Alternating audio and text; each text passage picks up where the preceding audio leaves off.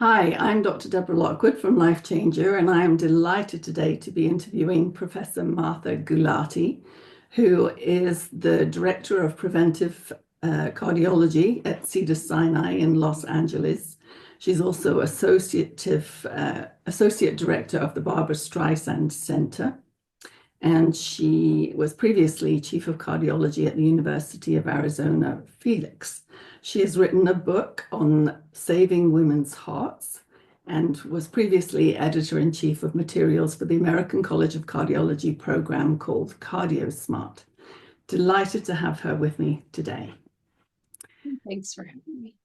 So, Professor Gulati, I would like you, on behalf of people starting out in cardiology, to tell me your tips and tricks for becoming successful in cardiology. Well, I think I don't know if there's tricks, but the tips I would have for anyone is to always have a plan, meaning when you start out your career, knowing what you want to do, what do you want to achieve in your first year and your second year, and maybe having a 5-year plan. It may even be that you might change directions. There's no one holding you to that, but it's always good to have a plan and to have goals, because probably for the preceding part of your life, before you're an attending, you always had goals. You're like, okay, I'm going to go to medical school, and then I'm going to be a resident, and then I'm going to be a cardiology fellow. But then real life happens, and you still need to have things that you want to achieve. And that can help set what, even when you're asking and getting hired for a job, what are you going to do? What is going to be your contribution, and what are your goals, so that anybody senior that's hiring you can figure out where's the right place for you and give you the right resources as well. And also perhaps provide the right mentors that are needed for you to achieve that success. So I think that's the most important thing, is to have goals and look at those goals over time. Don't just hide them. You don't have to look at them every day, but have them where you do look at them. And do you update them in a year? Do you revise them? Do things change? There's nothing wrong with change. I mean, that you have permission to change anytime. But sometimes those goals really, will lead your career, and then you rewrite every now and then where you want to go next. So you were talking about written goals specifically, or was it more for you a kind of a vision that you had of what you wanted in the future? Well, I think I wrote the goals down too, but I think I both had a vision in my mind when I started out. I mean, throughout, really, from medical school, residency, and fellowship, I knew I wanted to study women's cardiovascular health. I knew that's what I wanted to do. I don't know if I knew exactly what that meant until I finished my fellowship. And even when I finished fellowship, I didn't know exactly what it meant, but that's what I told people. And that's what I wrote, that I wanted to start a women's heart center. And there was at that time very few, if any, women's heart centers at that time. We were able to start one. We were able to build it. I was able to build my research in women and heart disease. And so those were like part of my foundational blocks that made me who I am today. But it also, when I was asking for a job, that's what I was selling to the people that were considering me to hire was, what are you going to do? What is going to make you different? What is your academic bend, but also what is your clinical bend?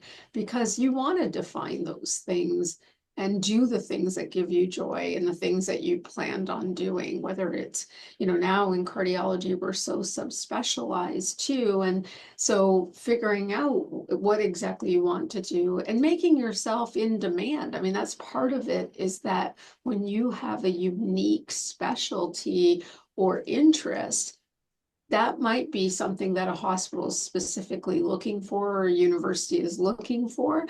And that might be the reason that they hire you over someone else, that they know that they want that as well. So I think that that you also have to establish yourself in your community, wherever you practice, to be known for whatever it is that you do clinically. And so that's the reason you get patients. And then if you do research in that area, not saying that everyone does research, but if you do research, you might be using those patients to be part of your studies, and that's why they're coming to you. So I think it when you know what you want to do, it helps everyone. It helps wherever you end up landing, and it helps you also know, how do I build this career that I want? Where do I envision myself? But I like writing it down. I'm kind of I don't know, something about writing it down is, I see it, and I really say this, I don't even type it down.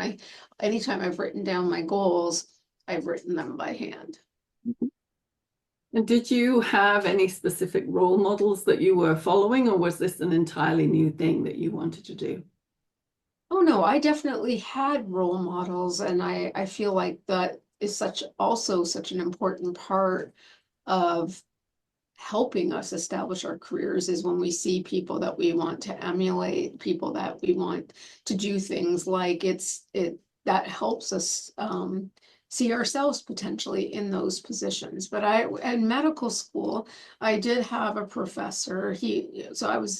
I studied at University of Toronto, and we had this hospital called Women's College Hospital. I was just randomly assigned there, but it taught me so much about women's health, because they were women's focused from every aspect. But I had my cardiology rotation there, and the cardiologist, who was a man, he has now a dear friend, but always has been a mentor to me. He took me under his wing. He told me I'd be a great cardiologist, and he was working as a man in a women's heart, creating actually what was, as best we know, the first women's heart center and the first women's only cardiac rehabilitation center in the world back in that day. And I got to see that and work with him. And so he was a huge influence in my life, just opening the door to cardiology for me and telling me I would be good at it. But I also had other role models, Dr. Nanette Wanger, who's kind of the mother of women and heart disease all over the world. She actually spoke when I was a medical student at my university. And I remember saying, while I was listening to her, that's what I'm going to do. That's what I'm going to do. I'm going, that's exactly what I'm going to do. I'm going to contribute to solving this problem that we don't know anything about women's hearts. Because until I heard her, I really didn't know how little we knew. And now she's a dear friend and remains a mentor, but I never thought this little girl from Canada would even know that woman, let alone count her amongst my dear friends and respected mentor. And then I have, even where I work right now, I'm at Cedars-Sinai in Los Angeles, and now I have the good fortune of working with somebody who has been my mentor for years, actually since I finished fellowship. Dr. Barry Mertz has been my mentor from the day I finished fellowship. I've been working with her from afar, and now I work with her. And so I'm very lucky that way, because she's been a really strong influence and role model to me personally, and really also has obviously been a great leader in this space. Do you think it's important to have mentors who are kind of what you want to be? So you wanted to be a female cardiologist, and these people were, apart from your first mentor, or do you think you would have been just fine with all male mentors? It's important to have lots of different mentors, and I don't think that I didn't necessarily seek out somebody because they were male or female, but what they were doing, I think, and also connecting with them on a level that that this person has your best interest at heart. You can't see it behind me because but right next to my other picture that's in camera is actually one of my more important mentors that I didn't yet mention, but Mort Arnsdorf was a man. He was at University of Chicago, which is where I did my residency and my fellowship. And he was an essential mentor to me as a man. He wanted more women in cardiology before anyone was talking about the lack thereof of women in cardiology. He was the person who opened the door to me to research. Basically, I was in clinic and passing him. He said, what is your plans? And I said, I'm still trying to figure out how do I do women in cardiology when none of you do women in cardiology. And I said, I need to find some research, but nobody's doing anything. And then he calls me to his office the next day. He's like, this project, the PI has died. Nobody's touching this data. Do you want to take over this data? I can connect you. And that led to the next, finishing fellowship, deciding to do a master's in statistics and being able to use that data, which was the foundational pieces of my work, led to my first publication in Circulation. My second publication was in the New England Journal of Medicine. And it's all due, honestly, to Mort Arnsdorf, a wonderful cardiologist, died too soon. But I think about him every day. His picture is in my office because when I'm frustrated or trying to figure out what the right thing to do is, I say, Mort, what should I do? And I try to do the things that I envisioned him saying to me, because he always put me on the right track. So I think men and women, if they're on your team, if they are interested in your success, if they are selfless and doing this because they, just genuinely care about your career, those are the right mentors. Whether they're male or female may not matter. It's nice to see people who look like you doing what you do. I definitely think we need more women in cardiology so that everyone can see that I can be that person. But even with having women, you don't have to have a woman as a mentor. And I think it's good to have lots of mentors, because somebody might be your mentor for research, but somebody else might be your mentor for your clinical side, and someone else might be your mentor for life, because we all are just trying to figure out how to balance, everything we want to do and what we want to be. And sometimes we have different friends and mentors who talk better sense into us, like, why do you care if you didn't get chosen for that committee? Or why did you even want that job that you didn't get? They bring you back to reality. Can't you do the things that you want to do where you are? We all need those people. And so I think it's more than one mentor. And I think it doesn't matter their race, their gender. They just have to be on your team. Mm-hmm. And it seems to me that all of the people that you have had as mentors are people that you found because they had something to offer. You weren't put with them, as they're starting to do for junior cardiologists now. Do you think that it works better just to find people who are interested in what you're interested in? Or is it so important just to have a mentor that being kind of matched with one is valuable? I don't think there's a wrong way. I think sometimes when you're assigned a mentor, though, without really knowing that you guys mesh as humans and again, that's the right person for you. I think when it comes more naturally, those tend to be your genuine long-term mentors. But I've also seen great success in people who've been assigned to somebody, and then you find that like 20 years down the road, they are still connected. They are still the right one. And maybe that's because sometimes it's very thoughtful about the assignment of a mentor and who would be a right fix. I think that the important thing, though, for people that are junior to think about is that if you do get assigned a mentor, if it isn't the right person, then you find someone else and you talk to the mentor about it. Like, I was sort of hoping we would meet more often, and I understand you're very busy. Do you know of anyone else that might be a better fit for me or have more time or whatever it is? But I think as you evolve, you start knowing more people too. Like if you're a junior faculty and you're coming in, you might not know anyone. So you're just happy to have somebody that is meeting with you and talking to you and that you can go to for some guidance. But over time, you're going to get to know other people and you can expand that circle. It doesn't even mean you have to get rid of the mentor that may not be perfect for you. It just means you find other mentors too at the same time. And maybe this person had some great things to offer you and still are important for you to have that connection. But you now find like, look, for research, this person actually really knows what I do and really understands it and gets it. So I'm going to also count that person as my mentor. And that's why I think as we grow, we start acquiring mentors, to be honest with you. And as you heard from me, people came at different stages of my career, whether it was medical school, whether it was when I was a fellow, whether it was when I was a new attending. And I think, again, I always show this slide often when I talk, and I put up the people that have been my mentors.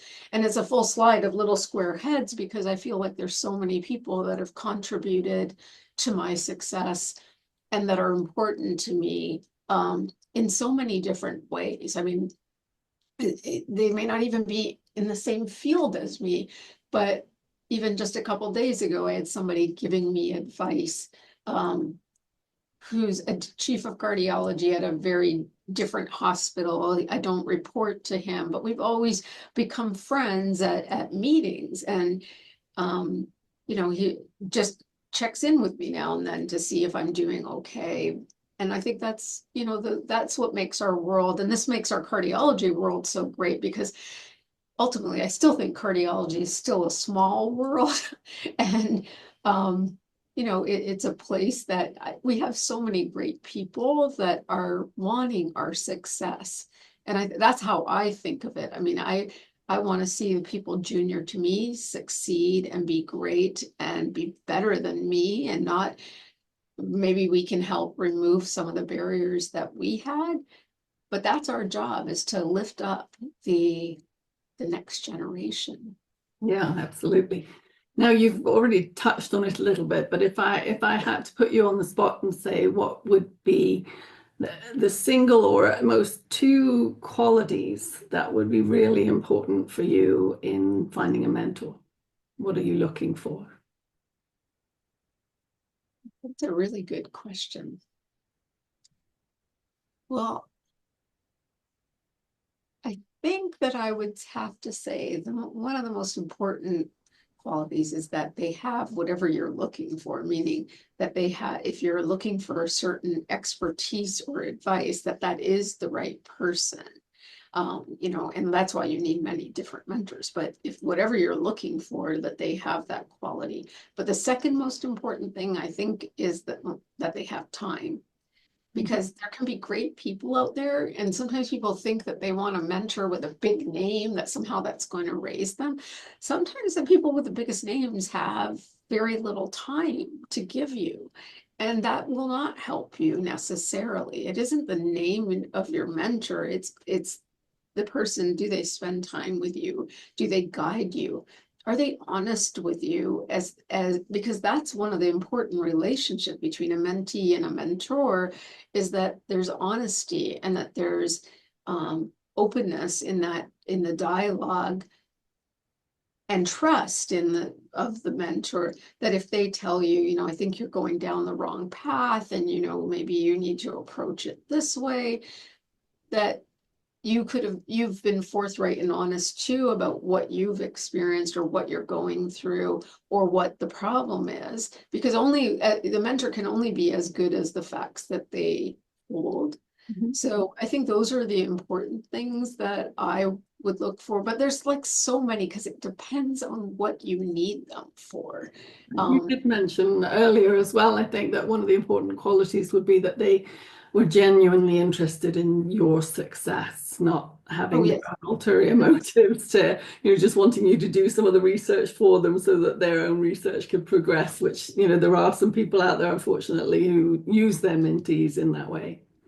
Yes, and it's interesting because sometimes your mentor can be completely out of your field. So when I was talking about Mort Arnsdorf, Mort was an electrophysiologist, a very basic science lab kind of guy. And yet he was my mentor for women and cardiovascular disease and getting my research off the ground. I did epidemiology and outcome research, and he did very basic science research. And yet he had been a chief of cardiology. He, knew the landscape, knew the literature, knew everybody. At least it's felt like he knew everybody at that stage when I was coming out. And um, he led me down the path, and he gave of himself selflessly. He would, when I was writing my first paper, I wasn't even sure, I was like sort of winging it. I'm like, and he would sit and read my paper and like edit it and constructively criticize it and let me be embarrassed by myself, but not like ever making me feel judged. He knew I needed that at the beginning.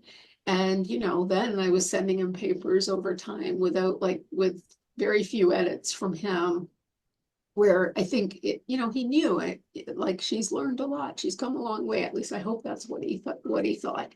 But you need people like that. And there were I mean, it is really hard to find people that aren't somehow they're in it for themselves. And I think that's the thing, is that you have to tease that out. You might not even work with that person, but they can still be your mentor. And it's different than a sponsor. I mean, there are lovely sponsors out there, and we should also have sponsors in our world, because I do think sponsors, they may not be your mentor, but they think highly of you. They raise you. They're talking about you. Oh, we need somebody on this committee. Oh, this person should be on it.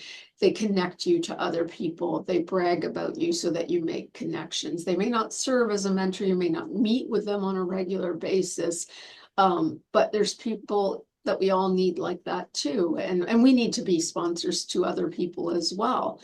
So I think you need both in your circle of success, because I think that really does make a difference. Yeah, great. So tell me also, is there anything in your career that really went wrong, that you wish you'd done differently, that you learned from, that could help other people not to go down a pathway that didn't work for you? I mean, there's been things that have gone wrong, but I don't know if there would have been anything that would have led me differently, because I think that even when things are, not a great success for yourself personally, you still learned a lot from them. And I don't, it's hard for me to say that I wouldn't do them again. But I will say that at one point, I had a great position. And I did find out that, well, my junior colleague somebody who was actually my fellow was being hired. And I was counseling him. I really wanted him for this position. And so I was kind of encouraging him, like, how to ask for salary, da, da, da, da, da. He got the job, called me, told me this is great, and actually told me what his salary was. And I realized his salary was my salary, and he's 10 years junior to me. And that immediately, like, I don't know, like once you find out about salary inequities, it's hard to be happy. It happens to women more than men, and there's very little transparency in most institutions, but it totally hit me so hard that I started looking for another job. And I didn't do it like right away. I actually talked to my chief, and I made it clear that I knew what he was paying this younger male colleague of mine, who I wanted him to hire, but I didn't realize that now we're paid the same. So I said, well, I want a pay raise. And he's like, oh, I don't have money, da, da, da, da, da. And he said, you're going to go up for promotion to professor, so you'll get a pay raise. And I'm like, but you have a new call, like a brand new attending, getting paid the same as somebody who's already an associate professor, and you're saying, wait till I become professor, and you hold that power too. I might not get promoted, I might get promoted, but why do I have to wait? Like, do you see us as equivalent? And we couldn't get over that. And so I told him, I said, don't be surprised if I start looking. And I don't think he believed me that I would look. So I looked. I found a job as a chief of cardiology. And I will say that he, even when I gave my resignation, he and the acting dean, who tried to beg me to stay but wouldn't give me more money, said, you know, we don't think that's a good job. We don't think you should go there. It's a terrible place. They're having a lot of troubles. I took the job anyway. I was mostly annoyed with them that they did not, you know, pay me what I asked for. And it was hard once you have that feeling that you're, you know, you're underpaid. It's very hard to then feel loyal to that institution. You feel very much dismissed. And I think that those are mistakes that leaders make, like when they realize that, but they think sometimes women won't walk too. And I called them out because I served at that university as the leader of women in medicine. Like, I actually led that whole thing. And I was like, if I'm the person without salary equity, and here I am trying to advance women's careers in medicine, not just in cardiology, I'm such a fraud. So that made me look. I took a job. It was a less than ideal job. It was a really hard job. I'd never been a chief of cardiology, obviously. And this institution was trying everything new, but I think I was there to be their fall woman, if you will. They wanted me to make lots of changes. I became perhaps everyone's enemy because I made the changes that the hospital wanted. And then when I made the changes, you know, pretty much it became a job that I had to leave. I do think that you know, I learned a lot though. I won't regret what I did. I think it's, you know, this happens to women who are leaders. We have to, though, take those chances because that's how we'll make medicine better. But I do think that it was perhaps the hardest job of my life. And it's very lonely being a leader, number one, but it's even more lonely when you're the only woman. And in the sort of like leadership circle, there was no other department or division that had a female leader.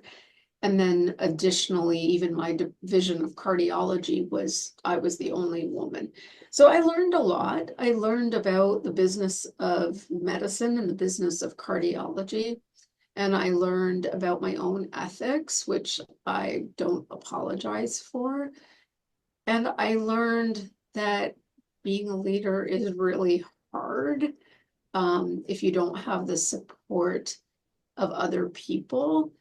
And, you know, it's okay. It taught me a lot and I don't regret it. It's just, I think I realize now why so many women chief of cardiologies, though their careers are often short or abbreviated, at least in those positions.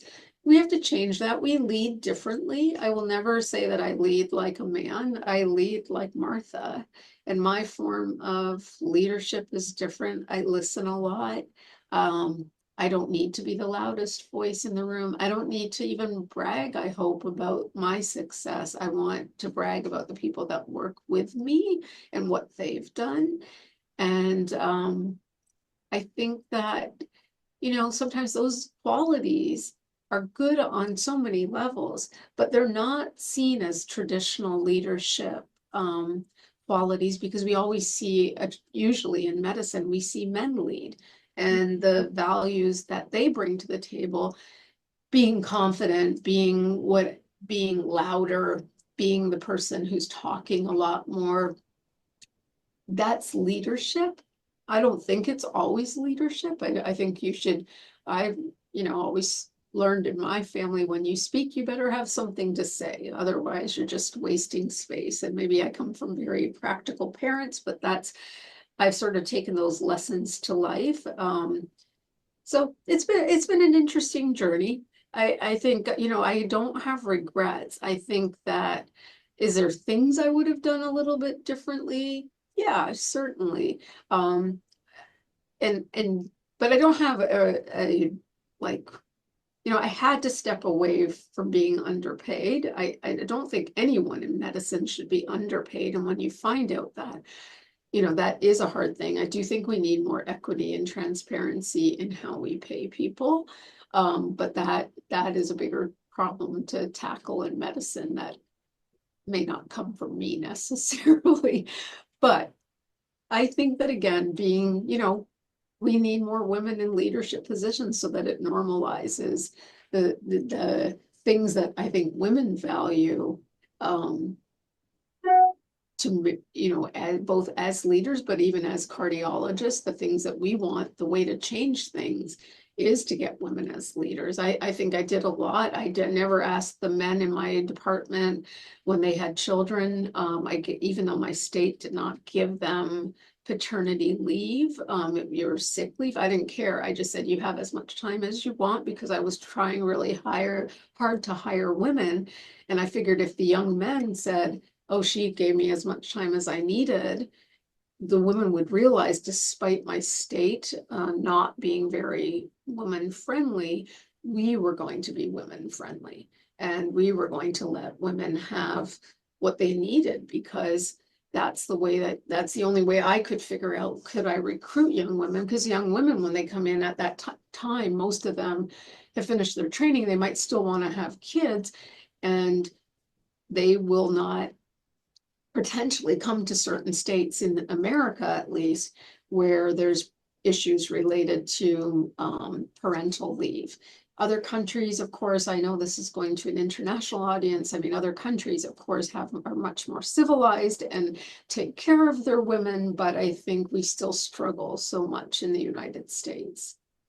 So let me ask you also, through your career, because you've been very successful and you are a woman, have there been times where people have told you, you can't do that, it's impossible, women can't do that, just on the basis of being a woman? So you never know where the doors open, but I think we do have people say to us, naysayers, of course.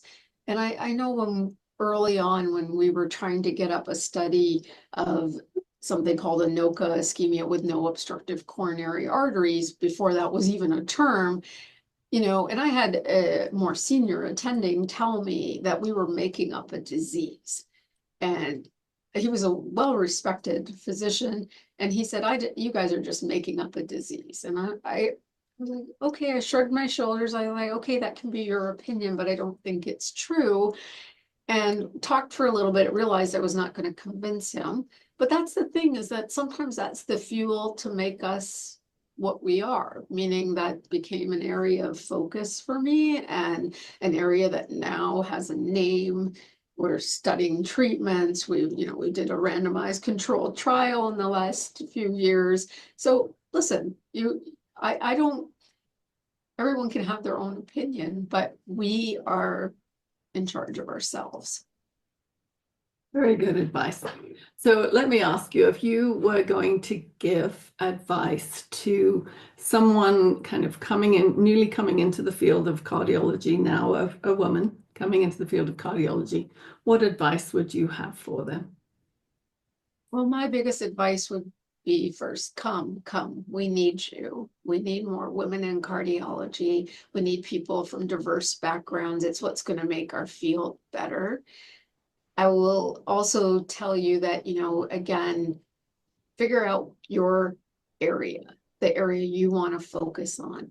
Where are the questions? Or even if you're not a researcher, that's okay too. What are the type of patients you dream of taking care of? And start building that up. Become the expert. You may think, like, you leave as a general cardiologist and you're like, I have no area of expertise. I felt the exact same way. I had no special training in my fellowship that told me anything, to be honest, about women's hearts, because nobody focused on them. And at that time, there was very little research even in that area. But you become the expert. You find the literature. You find the barriers, or what's the unknown. And you can call yourself over time an expert. You just have to read a lot. And we all know, we've all done that throughout our training when people don't know a disease or we don't know this unique case that's before us. We go look up all the literature and we read it. When you're establishing yourself as a practicing cardiologist, you can make yourself the expert. Go to the conferences that you need to, network with the people that you need to, learn from others, because we're all learning every day. It doesn't mean that you just pop out of fellowship and now you don't need, you have it, all the knowledge. To be honest, I feel like I learn every day. I'm like, oh, I didn't know that. People put things out on Twitter and I'm like, oh, I never even read that before. And you've made me read something and now my knowledge base is richer. This is what we should do.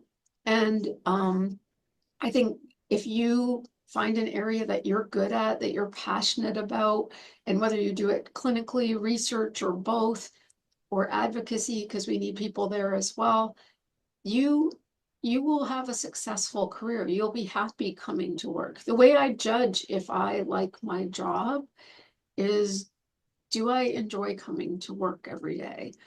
And I really do enjoy coming to work every day. But I've had moments in my life where I was not happy to come to work, where I dreaded Sunday night because it meant Monday was going to work. That is not good for you. And I now will hopefully in the future recognize those signals and get out of the way.